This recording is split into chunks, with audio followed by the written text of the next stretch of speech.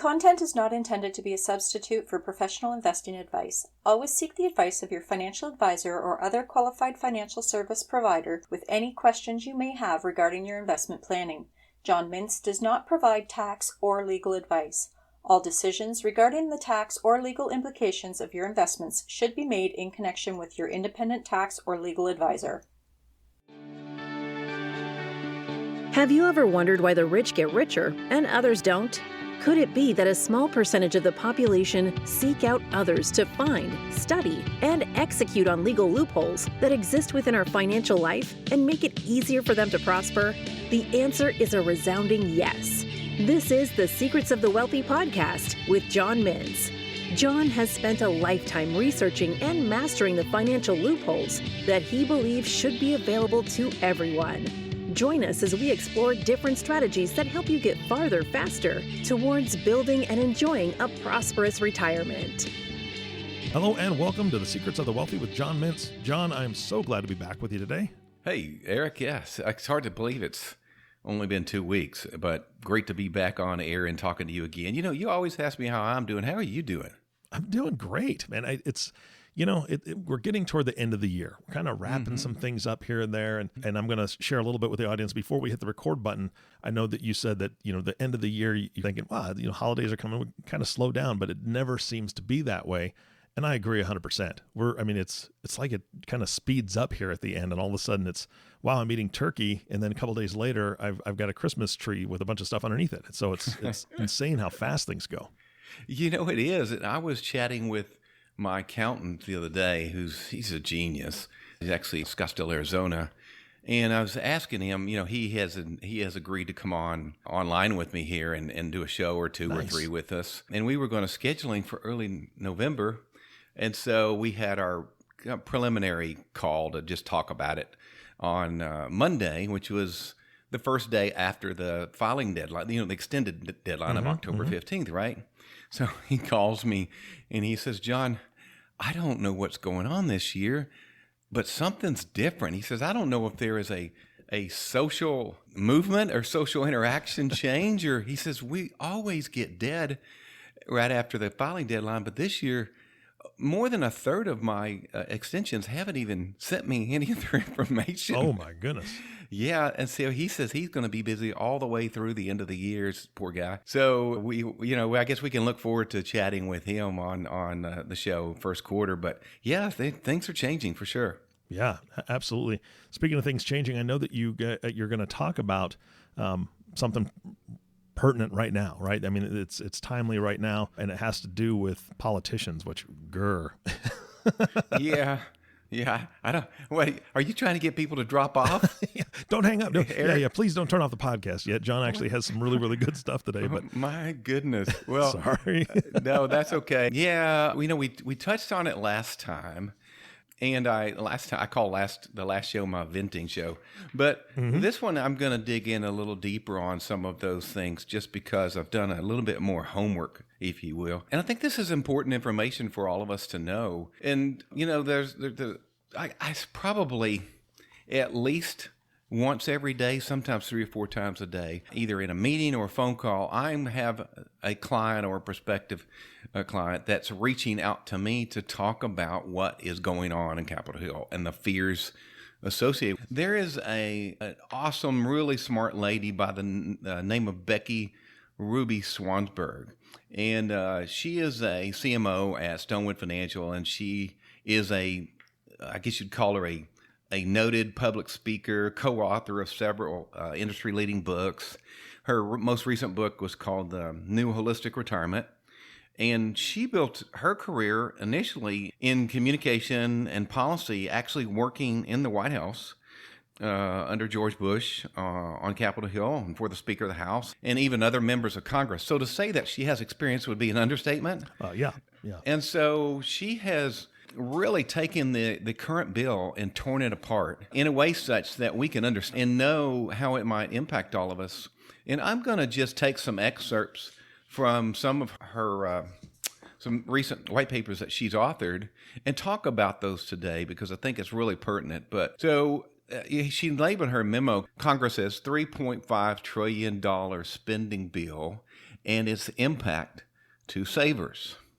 So that in there, right there, should get your attention, right? And so just to give you a synopsis, if you will, Congress is currently debating, for those of you that don't know, a $3.5 trillion tax and spending package, and it's part of President Biden's Build Back Better agenda, okay? So the initial bill introduced by the House of Democrats would add exactly that, $3.5 trillion in new spending for expansion of health care, family leave, climate change initiatives, and much, much more, right? So naturally, to fund this new spending, the bill also includes a multitude of both new and or what I would call expanded taxes on both individuals and corporations. So more significantly, the bill is going to include many different tax provisions that's going to impact, here it comes, IRAs, 401ks, Roth accounts, and even other retirement savings vehicles. Really? So, yes. So you're going to hear, like I said, I'm going to break this down today a little bit, but so at a really high level, this bill is just going to represent a significant change in the way that Washington, Capitol Hill, whatever you want to call it, views saving for retirement. So the House Democrats have stated that one goal for this legislation is to, quote, avoid subsidizing retirement savings, unquote, once account balances reach high levels.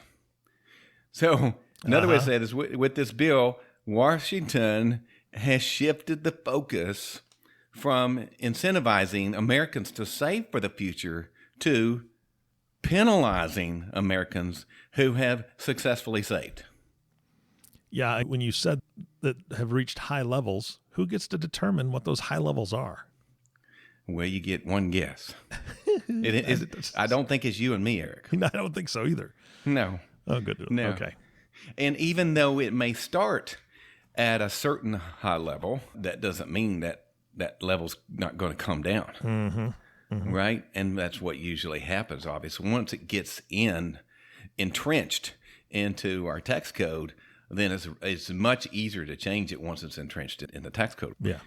So if I could just kind of, I guess the best way to say this is to say that, I talk to my clients a lot about tax risk. I talk to them about market risk. I talk to them about inflationary risk. We talk about all these different risks.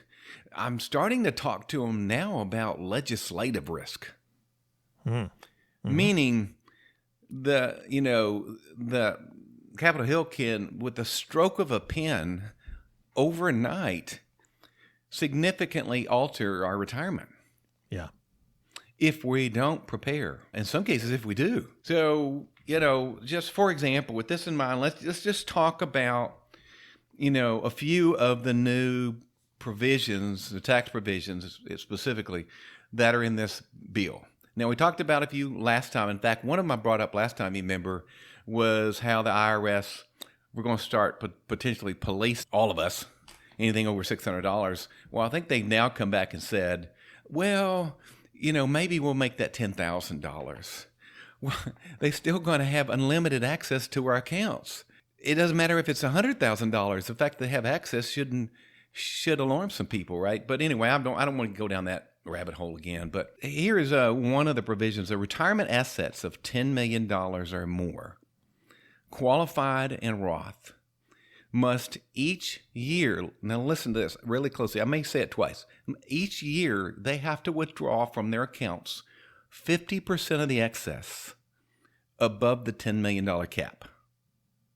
So if you have $10 million or more, in other words, this is going to convert those tax advantaged funds into annually taxable funds.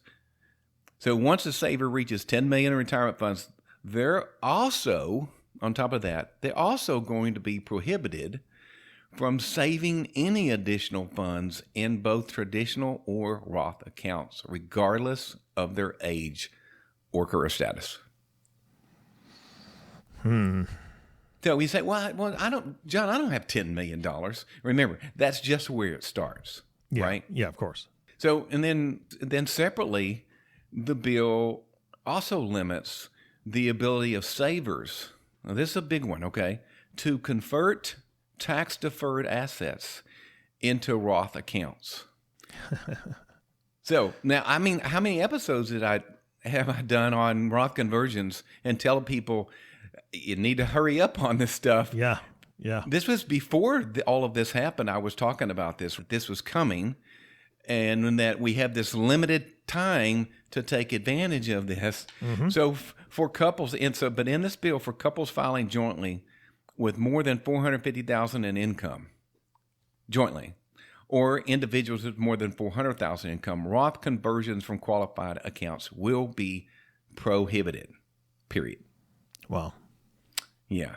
And again, that's the starting point, right? So another way to say that is Roth conversions are probably going to go away at some point. That's a better way. That's an easier way to say it. So if you have some tax qualified accounts, qualified meaning you haven't paid taxes on it before. That's a layman's way of saying it. Mm-hmm. And you haven't considered a Roth conversion, you might want to start considering it really soon. Yeah. Right? Any feedback on that, Eric? No, I mean, again, it's just, I feel like they're just scrambling to figure out ways, to grab more money, right? I mean, it doesn't feel like, and I'm not there behind closed doors. I'm not there at all, but it feels like they're just throwing out ideas and seeing what sticks. Not a whole lot of thought behind a lot of this, it seems. No, and what is the thought behind where the numbers come from? Where does it? Yeah. How do you even determine what the cutoff's going to be? You made the statement earlier, right? It's like, who determines the quote high levels? Mm-hmm. Yeah, I don't think they have a lot of statisticians running numbers for them. They come up with these. I don't know. Our actuaries, I don't know where they're coming up with these numbers, but there's just no rhyme or reason to them. If you look at the tax bracket changes in that same bill, one of the tax brackets, I think don't quote me on this, doing it from memory. I think one of the tax ranges is from $423,000 to $450,000. It's like $27,000 in that range. What's the purpose of the range? Yeah, seriously. I don't. But anyway, so, I regress. But, assessing the impact of all this, as we work through this, we try to mitigate, what I referred to earlier as legislative risk in our retirement approaches. And, we have to consider not just the provisions that they're discussing today, but how those provisions are going to develop and expand and change in the future. And I think it's especially true, Eric, for qualified and Roth accounts where these new laws can take literally immediate effect. So, as you know, the bill they're discussing right now would be effect January 1st of 2022, in just a couple months, right? That's how immediate it is. And so, who knows, maybe one of these days they'll make one that's retroactive. I don't know. It's just kind of worrisome for sure. But then these count savers, individual savers, retirement savers, we could find ourselves trying to access our retirement funds under a completely different set of rules than they were promised when we were saving for those funds. Because we were told early on, just put your money in a 401k or IRA, and when you get older, you'll be in a lower tax bracket. Yeah, about that. Yeah. We've talked about that too. That's, unlikely that you'll be in a lower tax bracket, right? Yeah, I think that's probably what we could pretty accurately say at this point. Yeah. So what does this really mean for savers now? If you want to address the whole set of risk that potentially you're faced with for your retirement funds, you have to consider strategies that are going to mitigate both tax and legislative risk now. And a lot of savers have leaned really heavily on Roth accounts. Now, there's more folks that don't have Roths than do. And, I'm working really hard to try to change that statistic. Mm-hmm, mm-hmm. But there's a lot of folks that have leaned on Roth accounts, myself included, to protect their retirement assets and, from rising taxes in retirement. But as we've seen with this new spending bill, Roth accounts are susceptible to changes as well. We talked about that in a different episode about the Secure Act, where, the money's going to come out in 10 years or left, and that includes Roth IRAs. But what about other tax-free strategies? So, every single conversation I have with a couple or individual now, I do not have a conversation where the tax subject does not come up.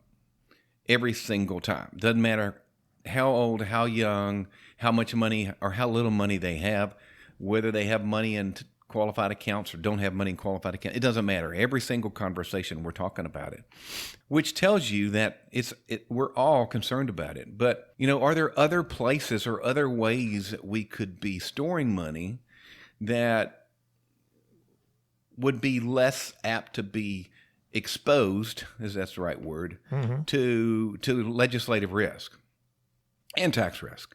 So, I've been promising folks for a few episodes now about getting into a different strategy, and I'm gonna start doing that now. We're going to get into it even more in next episode. But, one alternate strategy that I've incorporated into my own practice and my own savings approach is the use of cash value life insurance. Now, this is not your grandfather's life insurance, okay? And we're specifically, I'm talking about something called indexed universal life. And it can be used as a supplemental source of retirement income, tax-free I'm talking about now. It can be used as a way to significantly pass on money tax-free, and that's exposed right now as well. It can be used as a capital source for borrowing, also tax-free. There's so many different uses of it, and we'll get into some of the uses of it next time. But one reason I personally chose this approach is to help protect a portion of my funds or clients from legislative risk. And here's what I mean by that. So in the current bill, Congress is looking to raise billions of dollars, if not trillions, in new taxes from 401ks, IRAs, and Roth accounts. Obviously, that's what we're doing here. And we've said that for a while. I said that in one of my earliest episodes. When you have that much money out there that's never been taxed, that's what they call the low-hanging fruit, right? Yeah, absolutely. And so that's, I've been saying that for years that was going to be the first thing that they go after, and sure enough, here we go. And they're changing multiple sections of the tax code in the process. But there is a section in the tax code. I don't know if I've mentioned this before, but it's IRC Title 26, Section 7702. So 401k is a section, 403b is a section, 7702 is a section of the tax code. And this is the section that's covering life insurance. And it's worth talking about here that the cash value of a life insurance policy like IUL is not counted towards Congress' arbitrary cap on assets under this bill. Whether that cap ultimately lands at 10 million, 5 million, or any other amount, it's not part of that. And it's really, really important to note that because, they've pretty much taken almost all tax-free shelters away from us and are trying to take the rest, but this one hasn't been touched yet.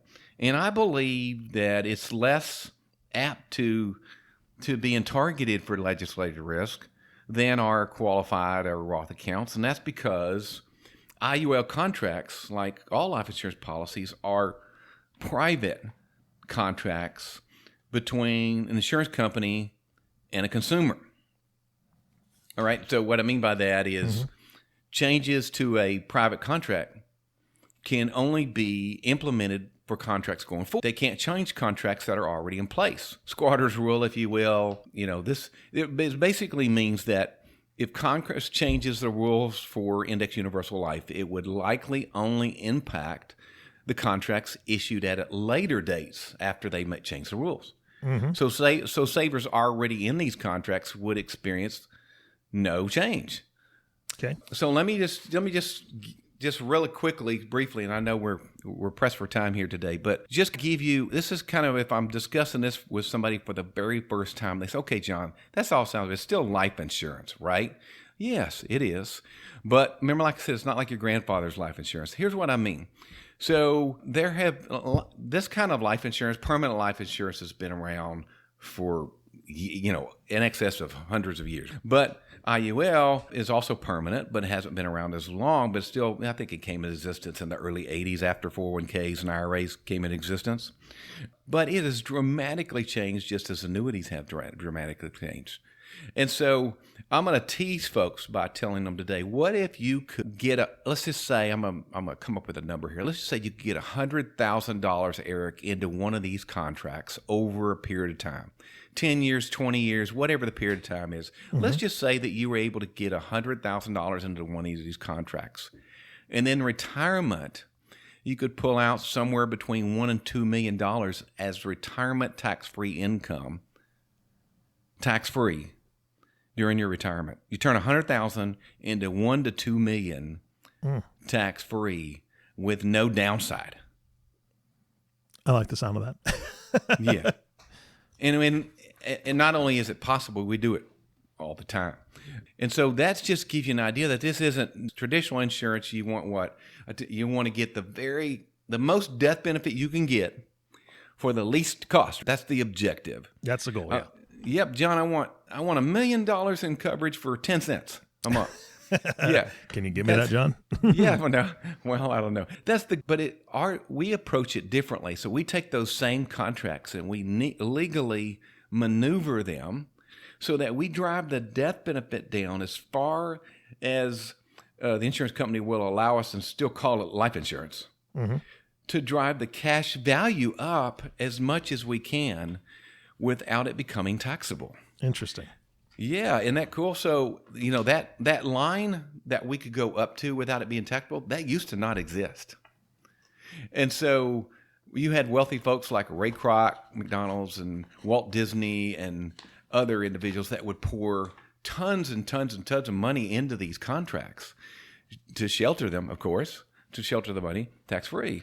So, of course, Congress comes along and puts a line there and said it's called a MEC line, which stands for Modified Endowment Contract. But basically it means, okay, we're still going to let you take advantage of this, but we're going to put a limit on it, all right? So that's what we do, is we maneuver these contracts and make them such that the death benefit just comes along for the ride as a bonus. But it's not the primary goal. The primary goal is to build tax-free income, just like you would with a Roth, right? Mm-hmm. Just better. Just a lot better. And we'll get into that next time, to talk about how you do that, why you should do that, when you should do that, who should do that, when to not do that. We'll talk about all that. Like I said, this may be, 4, 5, 6 episodes before we're done. Okay. Well, I mean, this was a deep dive into, your thoughts and where you're at. I love it. And it's not like you're teasing the audience. I know that you said it's kind of like a teaser, but it really is. You have to set this up correctly. You have to set their expectations up correctly. I think you did a beautiful job of that, because I understand it more. Every time we get together, I understand a little bit more, and I'm really looking forward to hearing even more. So, John, thank you so much for your time. Any other closing thoughts for today's podcast? No, you're really welcome. I'm just sitting here thinking as you were saying that, Eric. People are probably getting to know me. They're realizing that I'm a pretty deep individual as it comes to numbers and math. And in fact, in my household, I'm known as a number nerd. That's my nice. Term of endearment, I think you would call it. But I just really, I think math is cool, and I really dig it. But math works for us, and it can work against us too, right? And so that's my goal, really. This is to make sure that the math and the numbers are working for people and for their benefit, not against them. And so that's the ultimate goal. We'll see if we can accomplish some of that next time. So thank you. John, I agree 100%. Math is neutral. I mean, math has no emotion. It just is what it is. And so we have to use the math to do, the right thing, get people on the right track. And that's what you do. So I appreciate that. If people want to give you a call and say, you know what, I'm really excited about listening to those, 4 or 5 episodes, whatever it takes. But before that, I'd like to talk to you about it because I don't want to wait. How do they get a hold of you so they can talk to you? Well, that'd be awesome. 817-225-6260 is our main line, and feel free to reach out to us at any time. All right. Fantastic. Again, thanks, John. And thank you to the listening audience. Thanks for tuning in and listening to the Secrets of the Wealthy podcast with John Mintz. If you have not subscribed to the podcast yet, please click the subscribe now button below. This way, when John comes out with a new podcast, it'll show up directly on your listening device. This makes it really easy to share these podcasts with your friends and family. Again, thanks so much for listening today. For everyone at the Secrets of the Wealthy, this is Eric Johnson reminding you to live your best day every day. And we'll see you next time. Hey, just a quick note to all of our listeners. The Secrets of the Wealthy podcast will be taking a short break for the holiday season, but we look forward to seeing you in the new year.